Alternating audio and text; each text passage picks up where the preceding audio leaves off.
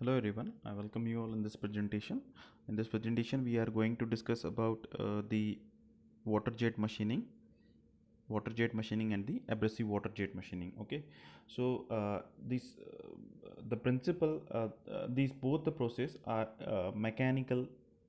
We call these process as a mechanical process. Why we are calling it because mechanical process. Why we are calling these process as a mechanical process? Because in these both the process, the pressure energy is converted into the kinetic energy, and whatever the material is removed, or uh, whatever the material is removed, that is removed in the form of means that is when this kinetic energy is impinged, when the particle of this water or the abrasive water, means the combination of that, then when they will impact over the workpiece surface, that will be that at that time they have a kinetic energy. So when they will kinetic energy is completely utilized to remove the material. Okay, so that's why we are calling both the process as a mechanical process. Okay, the principle of both the processes very simple. Okay, in case of the, as per the name also suggests, that what in case of water jet machining, okay, that we are using water, means simple water, tap water, or at jet means very high velocity to remove the material. So water which is at very high velocity we are using, so that is for the removal of the material purpose. Okay, in case of the abrasive water jet machining, as the name suggests, that abrasive particles we have to utilize along with the water which is at very high velocity. Okay, so that will remove the material. Okay, so these are the, as per the name suggestions, so these processes are very simple as per the principle in working as well. Okay, so let's discuss it one by one. It's very simple.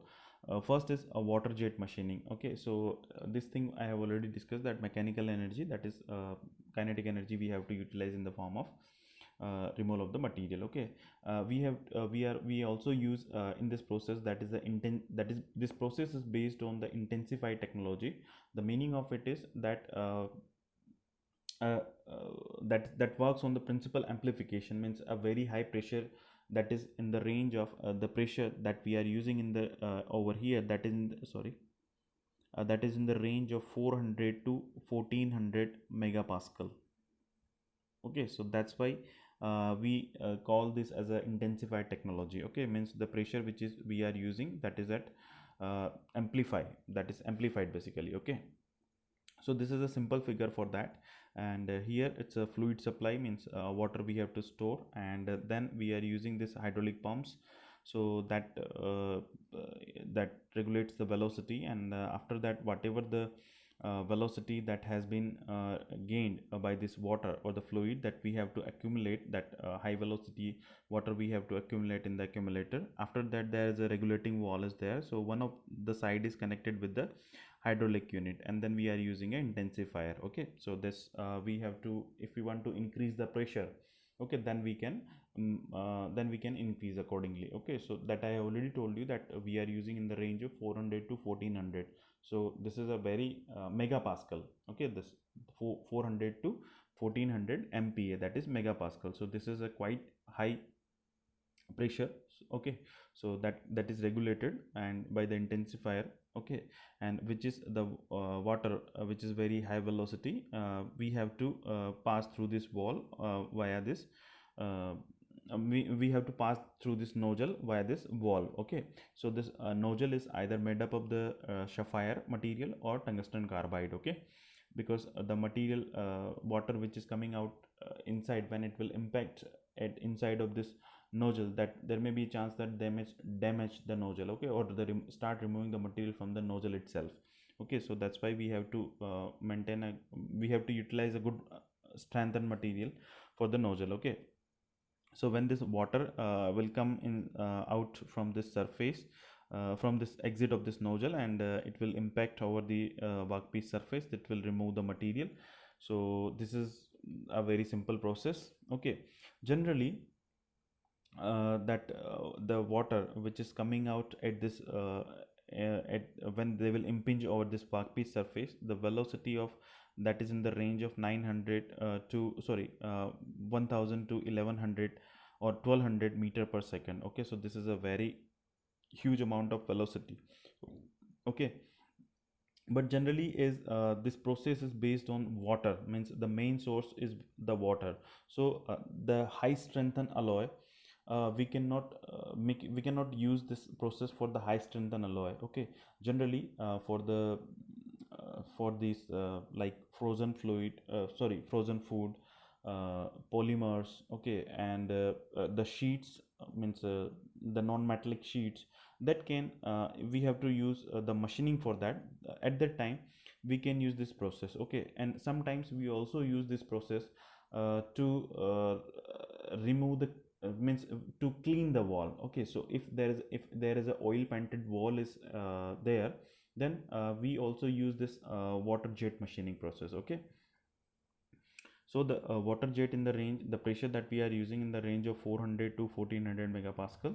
Okay, and the jet velocity is 1000 meter per second. The diameter, this is important, the diameter of this nozzle, that is in the range of 0.05 to 1 mm. Okay, sorry, 1 mm. Okay, next is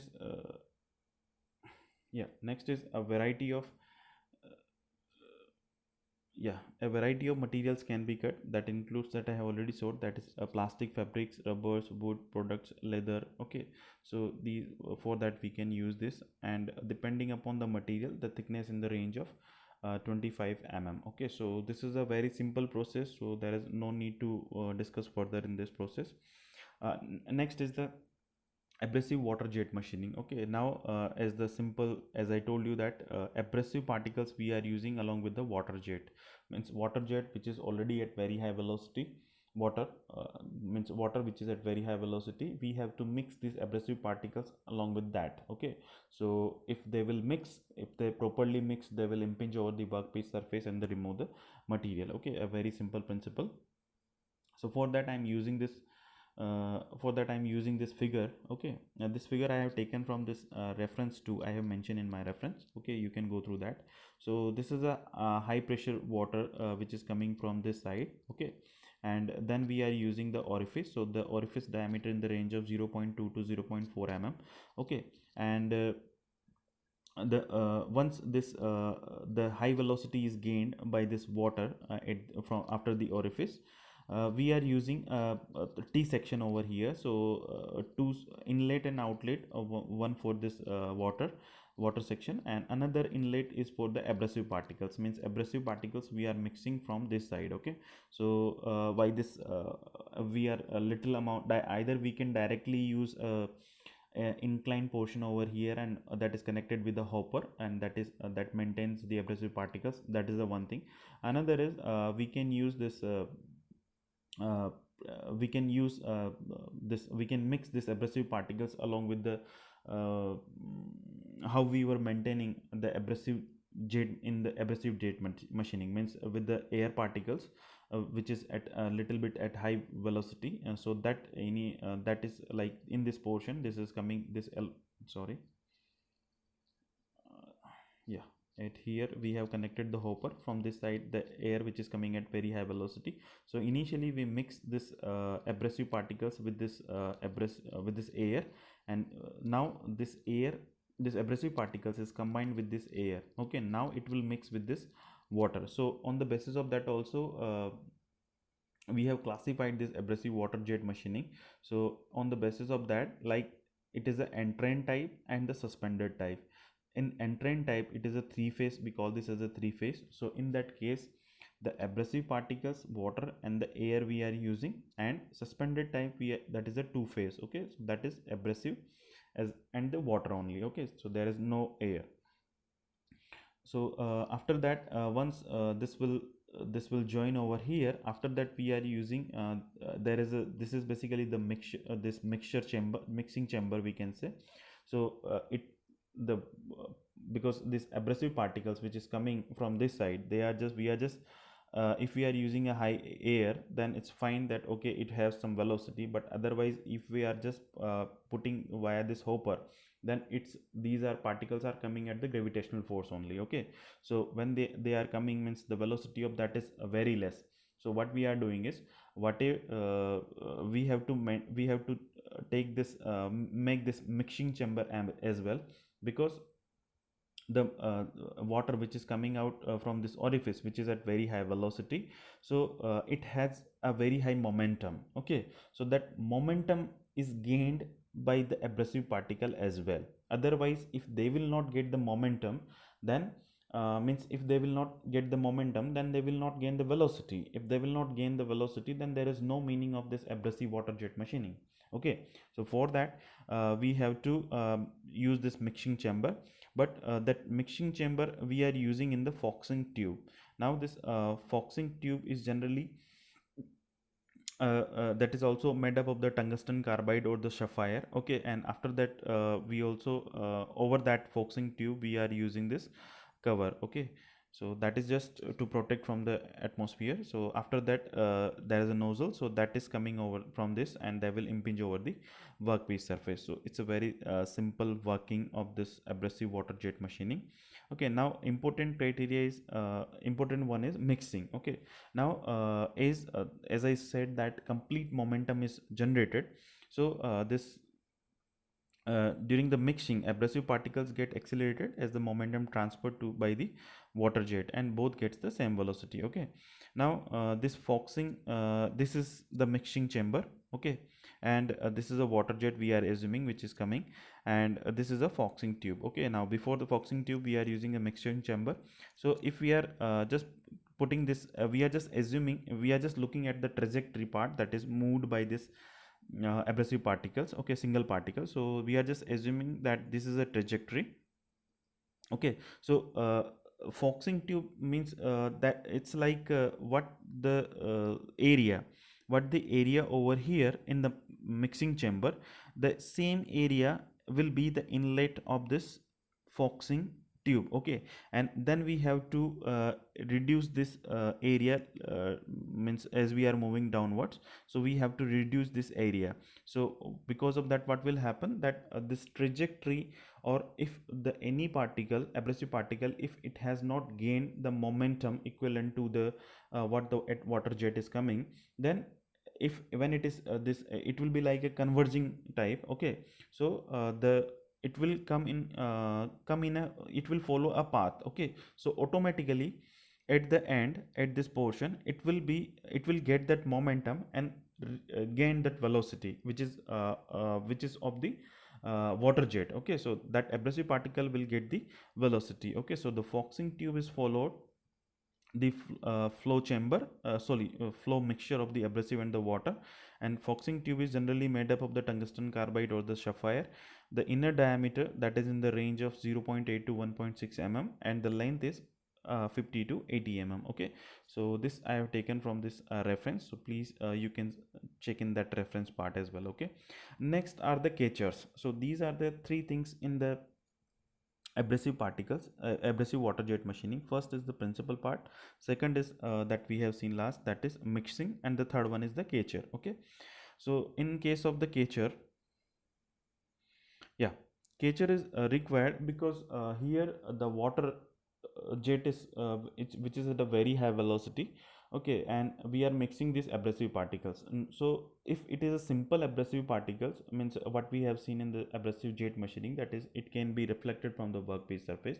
But is this is a water jet machining, so fluid is a inherent part here, means it's a slurry base. Okay, so if it is a slurry, then when it will collide, or when it will impinge over the workpiece surface, some amount of the particle is removed, but some amount will be try to insert inside the workpiece. Okay, so once the workpiece is some the particles which is over here, some amount of the some particle is reflected, but some amount of the particle will try to move inside, because water is a part of there. Okay, because water which is also at very high velocity, that will not allow it to move outside. Okay, so they will try to move inside. Okay, so when they will inside, it's good for us, but when it will reach to a specific distance, after that it will suddenly breakage. This small thickness which is at the end will be there, it will suddenly breakage. Okay, because of the water as well as abrasive particle. Okay, so when suddenly breakage, that time this particle velocity is also the same, and they will try to come disperse from over here. Okay, so if they will disperse, there may be a chances of damage to the uh, other parts of the machine, or the worker which is standing near to this process. Okay, so because of that, we are using the catchers. Okay, I think I think hope you are I think that it's clear to you that why we are using the catchers. Okay, what is the meaning of catchers? Okay.